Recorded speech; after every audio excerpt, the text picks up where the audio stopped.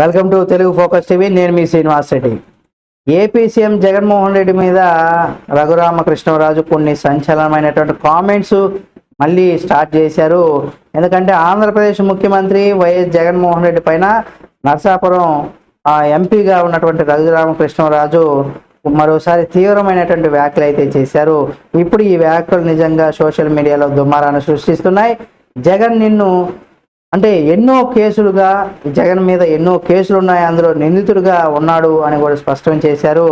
హైదరాబాద్లో గల సిబిఐ కోర్టులో అన్ని కేసులకు సంబంధించి 3000 వాయిదాలు తీసుకున్నారనేసి కూడా సంచలనమైనటువంటి ఆరోపణలు చేశారు. అంటే 3000 వాయిదాల అంటే ఈ 5 ఏళ్లలో ఆయన అధికారంలోకి వచ్చిన తర్వాత కొంత మొదట్లో వెళ్ళాడు కానీ ప్రతి శుక్రవారం, ఆ తర్వాత అన్ని వాయిదాలే. అంటే ఆయన ముఖ్యమంత్రిగా ఉన్నారు. ఇందాక మనం చూసాం, ఢిల్లీ సీఎం కేజ్రీవాల్ సీఎం అయినంత మాత్రాన్ని అరెస్ట్ చేయకూడదంటూ కూడా అక్కడ ఈడీ తరపు న్యాయవాదులు అయితే ఆరోపించారు. ఆ విధంగా కూడా మనం చూసాం. అయితే 3000కు పైగా వాయిదాలు తీసుకున్నారని కూడా ఆయన ఆరోపించారు. ఈ అంశానికి సంబంధించి ఆయన తాను 2 పిటిషన్లు దాఖలు చేశారని కూడా గురువారం ఆయన భీమవరంలో రఘురామకృష్ణరాజు వివరించారు. ఆ కేసులను వెంటనే విచారించాలి, ఒకటి ఇన్ని రోజులు కోర్టుకు వెళ్ళనందుకు బెయిల్ కూడా రద్దు చేయాలని మరో పిటిషన్ కూడా వేశాననేసి కూడా పేర్కొన్నారు. ఈ పిటిషన్లు ఏప్రిల్ 1వ తేదీన సుప్రీంకోర్టు విచారణ వస్తుందని రఘురామకృష్ణరాజు తెలిపారు.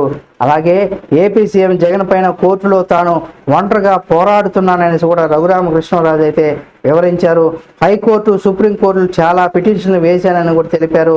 ఆయా కేసుల్లో తాను వేసినటువంటి పిటిషన్లు తప్పు అనేందుకు కూడా లేదని స్పష్టం చేశారు. వివిధ కేసుల్లో సీఎం జగన్కు 3000 వాయిదాలు అడిగినటువంటి మాట నిజమనేసి కూడా రఘురామకృష్ణరాజు స్పష్టం చేశారు. వాస్తవాలన్నీ కూడా వాయిదాలు ఇవ్వద్దు అంటూ కూడా దానికి సంబంధించి నిబంధనలు కూడా ఉన్నాయని రఘురామకృష్ణరాజు అయితే పేర్కొన్నారు. దానికి సంబంధించి సర్వోన్నత న్యాయస్థానం విచారణ కోసం ఎదురు చూస్తున్నానని కూడా ఆయన వెల్లడించారు. నిజంగా ఇటువంటివన్నీ కూడా నిజంగా అంటే ఒక ముఖ్యమంత్రి అయితే ఒకలాగా, మిగతా వారికి సామాన్యులకు ఒకలాగా న్యాయస్థానం ఉంటుందా? నిజంగా ఇటువంటి వాటికి సంబంధించి కూడా మరి కోర్టు ఏ విధమైనటువంటి తీర్పు ఇస్తుంది 1వ తేదీ అనేది కూడా చూడాలి. ఈ వీడియో మీకు నచ్చినట్లయితే లైక్ చేయండి. రఘురామకృష్ణరాజు వ్యాఖ్యలపైన మీ యొక్క అభిప్రాయాన్ని కామెంట్ రూపంలో తెలియచేయండి. ఆయనకి సంబంధించి మరిన్ని అప్డేట్స్ కోసం మా Telugu focus TV channel subscribe చేసుకొని పక్కనే ఉన్న బెల్ బటన్ నొక్కడం మాత్రం మర్చిపోకండి. ఈ వీడియోని తప్పనిసరిగా షేర్ చేయండి.